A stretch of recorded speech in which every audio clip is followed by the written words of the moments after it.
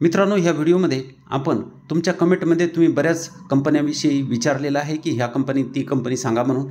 तर त्या कंपन्यांची चर्चा आपण ह्या व्हिडिओमध्ये करणार आहोत. सगळ्या कमेंट घेणं शक्य नाही, पण जेवढ्या शक्य आहे तेवढ्या कमेंट घेण्याचा मी प्रयत्न केलेला आहे. तर त्याच्यामध्ये पहिली कमेंट आहे अभिजित पडवल सरांची.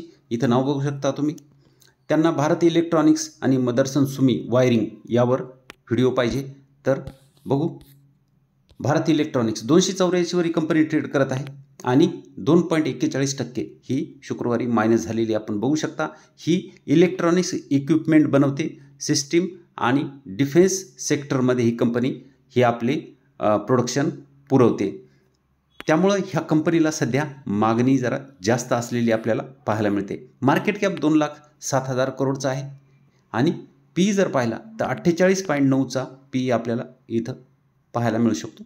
ROC 34.6, ROE 26.3, फेस व्हॅल्यू 1चे 34.2ची प्रॉफिट ग्रोथ आणि 51ची प्रमोटर होल्डिंग पाहायला मिळते. ह्या कंपनीचे EPS चांगले वाढलेले आपण बघू शकता. बऱ्याच दिवसापासून ही कंपनी जवळपास 2006 पासून जरी पाहिलं तर EPS ह्या कंपनीचे सतत वाढतच आहेत. बघू शकता. प्रॉफिट कंपनीचं चांगलं जनरेट करते, यावरून हे दिसत आहे.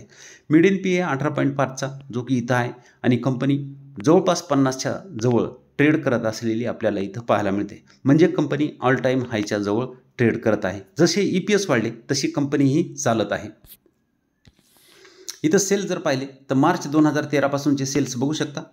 6,273 करोडचे सेल्स 20,900 पर्यंत आलेत आणि प्रॉफिट जर पाहिलं तर 911 करोडचं प्रॉफिट 4,238 करोडपर्यंत कंपनी घेऊन आली आहे. सेल्स आणि प्रॉफिट इथं जर पाहिलं तर आपल्याला डबल डिजिट पाहायला मिळते. पण सुरुवातीला 10 वर्षांमध्ये सेल्स बघा 12% होती, 5 वर्षात 11, नंतर 13 आणि 16, म्हणजे मागच्या 3 वर्षापासून कंपनीचे सेल्स हे वाढलेले आपल्याला पाहायला मिळते. तीच गोष्ट प्रॉफिटमध्येही बघू शकता. 10 वर्षात 15%, 5 वर्षात 16%, 3 वर्षात 24 आणि चालू वर्षामध्ये 34, म्हणजे मागच्या 3 वर्षापासून प्रॉफिट आणि सेल्स हे दोन्हीही वाढलेले आहेत. त्यामुळे इथं शेअर पण तसाच चाललेला आहे. प्रॉफिटपेक्षा कधी शेअर जास्त चालतो, पण हा थोडा जास्तच चाललेला इथं पाहायला मिळते, कारण ऑल टाईम हायच्या जवळ शेअर ट्रेड करत आहे. डिस्काउंट बिलकुल नाही. 10 वर्षामध्ये 30% चालला आहे, 5 वर्षात 51%, 3 वर्षात 63 आणि चालू वर्षामध्ये 58, जे की प्रॉफिटपेक्षा थोडं जास्तच आहे. तर शेअर जास्त चाललेला आहे. त्यामुळं आता गुंतवणूक करणं हे रिस्की आहे, पण तुमच्याकडे जर शेअर असेल तर होल्ड करायला हरकत नाही. रिझर्व जर बघितलं तर 15,000चं रिझर्व आहे आणि कर्ज जर पाहिलं तर फक्त 63 करोडचं कर्ज आहे. कंपनी होल्ड करू शकता, पण नवीन गुंतवणूक करायची असेल तर थोडं करेक्ट होऊ द्यायला पाहिजे. त्याच्यानंतर विचारले मदरसन सुमी वायरिंग. जवळपास 70 रुपयाच्या आसपास ही कंपनी ट्रेड करत आहे. जवळपास फ्लॅट क्लोजिंग शुक्रवारी आपल्याला पाहायला मिळते. वायरिंगचं काम ही कंपनी करते आणि मार्केट लीडर आहे. म्हणजे कार असतील, मोटरसायकल असतील, त्याच्यामध्ये जी वायरिंग लागते, ज्याला आपण हार्नेस पण म्हणतो, तर त्या हार्नेस ही कंपनी बनवते. आणि महत्त्वाचं काम आहे, कोणतीही कार चालू अथवा न चालू हिचं वायरिंग त्या कारला वापरल्या जाणार आहे. त्यामुळे हिचं काम चांगलं आहे. 30,900 करोडचं मार्केट कॅप इथं बघू शकता. पी जर पाहिला तर 46.5चा, ROC 48, ROE 42, दोन्ही चांगले आहेत. फेस व्हॅल्यू 1ची आहे, प्रॉफिट ग्रोथ 37ची आणि प्रमोटर होल्डिंग 61ची पाहायला मिळते.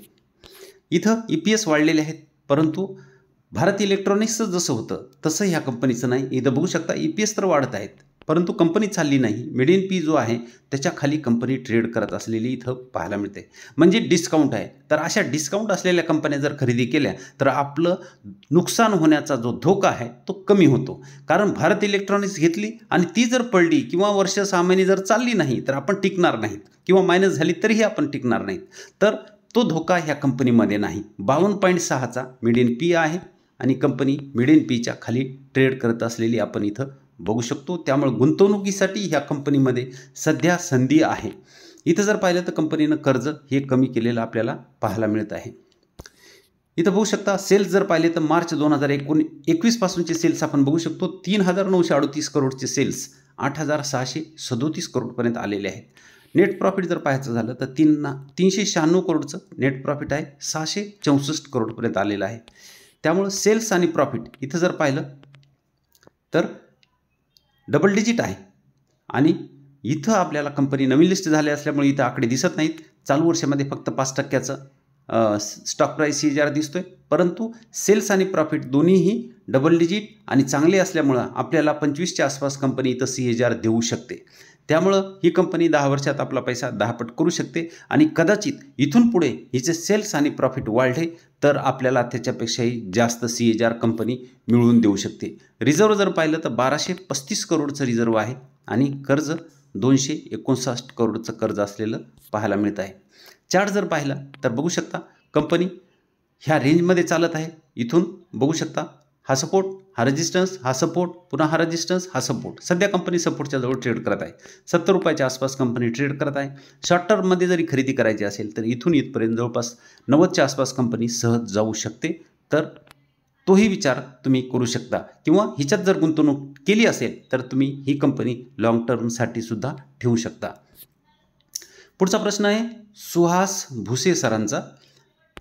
इथं नाव बघू शकता तुम्ही आणि यांचं इंटिग्रेटेड इंडस्ट्रीज आणि अनंतराज ह्या 2 शेअरवर यांनी व्हिडिओ बनवा म्हणून सांगितलेला आहे. तर बघू इंटिग्रेटेड इंडस्ट्रीज काय म्हणते तर इथं बघा कंपनी 490 ट्रेड करत आहे. 2.46% ही वाढलेली इथं बघू शकता आणि ही कंपनी बेकरी प्रोडक्ट्स बनवते. हिचं मार्केट कॅप जर पाहिलं तर 783 करोडचं आहे, म्हणजे मायक्रो कॅप कंपनी आहे. त्यामुळं थोडी रिस्क आहे. पी जर पाहिला तर 21.4चा, ROC 40, ROE 37 दोन्ही चांगले आहेत. फेस व्हॅल्यू 10ची आहे. 1730ची प्रॉफिट ग्रोथ, म्हणजे ह्या कंपनीचे प्रॉफिट अचानक वाढलेले आहेत. बघू शकता इथे एकदम 1700ची प्रॉफिट ग्रोथ आपल्याला पाहायला मिळते. प्रमोटर होल्डिंग 51.6ची बघू शकता. इथं जर पाहिलं तर प्रॉफिट EPS ज्या पद्धतीत चालत होते इथं बघू शकता हे EPS त्याच्यापेक्षा अचानक प्रॉफिट वाढलेले आहेत, म्हणून आपल्याला तिथं 1730ची प्रॉफिट ग्रोथ पाहायला मिळते. आणि त्याच्यामुळं काय झालं, पी जो वर ट्रेड करत होता, प्रॉफिट अचानक वाढल्यामुळं पी खाली आलेला आहे. मिडियन पीच्या खाली कंपनी ट्रेड करते. 106चा मिडियन पी आहे. कंपनी 20च्या आसपास ट्रेड करत आहे. म्हणजे सध्या तरी कंपनीचे प्रॉफिट हे वाढलेले आहेत. त्याचबरोबर कंपनी ही जवळपास कर्जमुक्त असलेली आपण इथं बघू शकतो. इथं पाहिलं तर सेल्स मार्च 2023 पासूनचे आहेत, म्हणजे गेल्या वर्षीपासूनच आहे. फक्त 5 करोडचे 331 झालेत आणि आता 452 चालू वर्षामध्ये म्हणू शकतो आपण. आणि नेट प्रॉफिट 1 करोडचं 25 करोड. त्यामुळं सेल्स आणि प्रॉफिट हे अचानक वाढलेले इथं पाहायला मिळत आहेत. इथंही बघू शकता तुम्ही कंपनीचे सेल्स 6345% आणि प्रॉफिट 1730% आणि इथं तर ट्रिपल डिजिटमध्येच कंपनी चाललेली आहे. 5 वर्षामध्ये 270, 3 वर्षामध्ये 550 आणि चालू वर्षामध्ये 212%चा CAGR ह्या कंपनीनं बनवून दिलेला आहे. 10 वर्षात 74%चा CAGR आहे. तर ट्रिपल डिजिटमध्ये चालणारी ही कंपनी आहे. तर थोडी रिस्की आहे. गुंतवणूक करतेवेळी थोडी गुंतवणूक करायला हरकत नाही. आणि त्याचबरोबर मायक्रो कॅप कंपनी आहे. रिझर्व जर बघितलं तर 124 करोडचं रिझर्व आहे आणि कर्ज पाहिलं तर कर्ज कंपनीवर काहीही नाही. इथं जर आपण चार्ट पाहिला तर इंटिग्रेटेडचा चार्ट आपण बघू. इथं बघा चार्ट जर पाहिला तर कंपनी ही सर्किटमध्ये कंपनी चालत असलेली आपल्याला पाहायला मिळते. अपर सर्किट, लोअर सर्किटमध्ये ही कंपनी चालत असलेली आपण इथं बघू शकता. बऱ्याच दिवस या कंपनीमध्ये ट्रेडही होत नव्हते. तर ही रिस्की कंपनी आहे आणि इथं ब्रेकआउट झालेला आहे. कंपनी तिनं सपोर्ट घेऊन तिथून कंपनी थोडीशी वर निघालेली इथं बघू शकता. ब्रेकआउट हा यू पॅटर्नचा होता, तर तिथून कंपनी वर निघाली आहे. कंपनी रिस्की आहे. तुमच्याकडे असेल तर ठेवू शकता, नसेल तर ह्या रिस्की कंपनीमध्ये गुंतवणूक करणं जरा धोक्याचं होऊ शकतंय. त्याच्यानंतर पुढचं त्यांनी विचारलं होतं अनंतराज. अनंतराज ही 613 वर ट्रेड करत आहे. 1.78% ही मायनस झालेली आपण बघू शकता. ह्या कंपनीचं मार्केट कॅप जर पाहिलं तर 20,900 जवळपास 21,000 करोडचं मार्केट कॅप आहे. पी जर पाहिला तर 69.7चा, ROC 8.56, ROE 8.5, फेस व्हॅल्यू 2ची, 69.7ची प्रॉफिट ग्रोथ आणि 60ची प्रोमोटर होल्डिंग आपल्याला पाहायला मिळते. EPS वाढलेले आहेत. इथं बघू शकता EPSला काही प्रॉब्लेम नाही, चांगले वाढलेत, म्हणजे कंपनी चांगलं प्रॉफिट जनरेट करत आहे. त्याचबरोबर कंपनीचा प्राईस पण वर जात आहे. मिडियन पी जो आहे 42.4चा त्याच्यावर कंपनी ट्रेड करत असलेली आपण इथं बघू शकता. परंतु आपण गुंतवणूक मिडियन पीच्या खाली, म्हणजे ह्यावेळेस करायला पाहिजे होती जिथं कंपनी आपल्याला मिडियन पीच्या खाली मिळत होती. मिडियन पीच्या खाली केलेली गुंतवणूक आपल्याला पटीमध्ये पैसा बनवून देते. ही कंपनीसुद्धा कर्ज कमी केलेला आपल्याला इथं पाहायला मिळू शकते. ह्या कंपनीचे जर सेल्स बघितले आपण तर मार्च 2013 पासूनचे सेल्स 558 करोडचे सेल्स आहेत, ते 1639 करोडपर्यंत आलेत आणि नेट प्रॉफिट 108 करोडचं आहे, ते 307 करोडपर्यंत आलेलं आहे. इथं पाहिलं तर सेल्स आणि प्रॉफिट डबल डिजिट आहे आणि प्रॉफिट तर 3 वर्षात ट्रिपल डिजिटमध्ये गेलेलं पाहायला मिळते आणि कंपनी चालली पण ट्रिपल डिजिटमध्ये. इथं बघू शकता कंपनी 5 वर्षाचा CAGR 101, 3 वर्षाचा 106 आणि चालू वर्षामध्ये 180, म्हणजे कंपनी जास्त चाललेली आहे प्रॉफिटपेक्षा. आपल्याला सरळ सरळ इथं दिसत आहे प्रॉफिट तेवढे नाहीत पण CAGR इकडं आपल्याला चांगला जास्त मिळवून दिलेल्या कंपनीनं पाहायला मिळते, म्हणजे कंपनी प्रॉफिटपेक्षा जास्त चालली, म्हणजे त्यामुळं आपली रिस्क ही वाढते. रिझर्व जर बघितलं तर 3588 करोडचं रिझर्व आहे आणि कर्ज 627 करोडचं कर्ज आपल्याला पाहायला मिळते. तर हिचा चार्ट इथं बघू शकता कंपनी कशी चालते. तर इथं 2004 पासून कंपनी आहे आपलं रेकॉर्ड कंपनीचं आणि कंपनी जेव्हा चालायला लागते तेव्हा एका झटक्यात कंपनी कुठून 20 पैशाच्या जवळ कंपनी ट्रेड करत होती. इथं 20 पैशाच्या जवळ ती कंपनी 100 रुपयाच्या पुढं गेलेली आहे. इथं बघू शकता 100 रुपयाच्या पुढं गेली. 20 पैशाची कंपनी 100 रुपयाच्या पुढं गेलेली आहे 2004 पासून जवळपास 2008 पर्यंत. इथं बघू शकता. पण त्याच्यानंतर 2008 नंतर काय झालं तर कंपनी 2008 पासून आतापर्यंत जवळपास 2023 पर्यंत इथं बघू शकता कंपनी चाललीच नाही. हा एवढा मोठा गॅप कंपनीने घेतलेला आहे. तर अशा वेळेस कोणीही टिकणार नाही आणि ही जी वाढ होती ती आपण कॅप्चर करू शकत नाहीत. अचानक कंपनी चालत असेल तर आपण अशा कंपन्या खरेदी करू शकत नाहीत. आता इथून कंपनी वर निघालेली आहे. आता इथून जरी वर गेली तरी आपण अशा कंपनीमध्ये केलेली गुंतवणूक नंतर ती खाली यायला लागली तर कधी विकायचं आपल्याला कळणार नाही आणि पुढचे जर 4-5 वर्ष 7-8 वर्ष ही कंपनी चालली नाही तर आपला पैसा बनणार नाही आणि आपला वेळ वाया जाऊ शकतो. त्यामुळे ही कंपनी रिस्की आहे. घेतली असेल तर ठेवू शकता पण घ्यायचा जर विचार करत असेल तर यापासून दूर राहिलेलं बरं. त्याच्यानंतर पुढचा प्रश्न आहे इथं बघू शकता बोरुडी सरांचा प्रश्न आहे. यांचं असं म्हणणं आहे त्यांनी लिस्टच पाठवली एवढी मोठी. एमटार टेक आहे, कॅमक्रस आहे, ग्लँड फार्मा आहे, कॅमकॉन स्पेशालिटी केमिकल आहे, राजरतन वायर आहे, Yasho industries, alkyl amines, Balaji amines, black rose industries, Tanla platform, Lux industries, HL Glascoat, आर्थिक ग्रुपच्या सगळ्या कंपन्या. म्हणजे यांनी बरंच काय पाठवलं एवढं तर शक्य नाही पण यांची आम्ही 2 कंपन्या ह्या व्हिडिओमध्ये चर्चेला घेणार आहे. एक कॅमक्रस आणि कॅमकॉन स्पेशालिटी केमिकल, दोन्ही केमिकलच्या कंपन्या मी तुम्हाला सांगणार आहे ह्याच्यामध्ये. इथं पहिली बघू शकता कॅमक्रस एंटरप्राइजेस 211 ही कंपनी ट्रेड करत आहे. 2.65% ही मायनस झालेली आहे. केमिकल क्षेत्र आहे 312 करोडचं मार्केट कॅप आहे. मायक्रो कॅप कंपनी आपल्याला म्हणता येईल.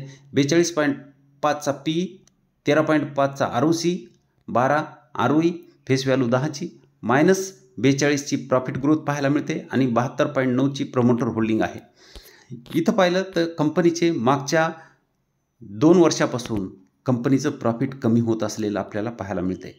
इथं बघू शकता प्रत्येक क्वार्टरला प्रॉफिट एक कमी होत आहे. केमिकल क्षेत्राला प्रॉब्लेम चालू आहे पण ही कंपनी छोटी असल्यामुळे हिला जरा जास्तच प्रॉब्लेम झालेला आपल्याला पाहायला मिळतोय. इथं पाहिलं तर सेल्स मार्च 2014 पासूनचे आहेत. 15.61 करोडचे सेल्स 73 करोडपर्यंत आलेत, जे की 78-95 पर्यंत गेले होते, म्हणून सेल्सही कमी झालेत. आणि प्रॉफिट जर पाहिलं तर 0.43 करोडचं प्रॉफिट 7.35 पर्यंत आलेत, जे की 8.44, 14.36, 14.86 पर्यंत गेलं होतं. ते हळूहळू कमी झालेलं आपल्याला पाहायला मिळते. त्यामुळे इथं सेल्स आणि प्रॉफिट आपल्याला दोन्हीही हे मायनसमध्ये गेलेले पाहू शकता.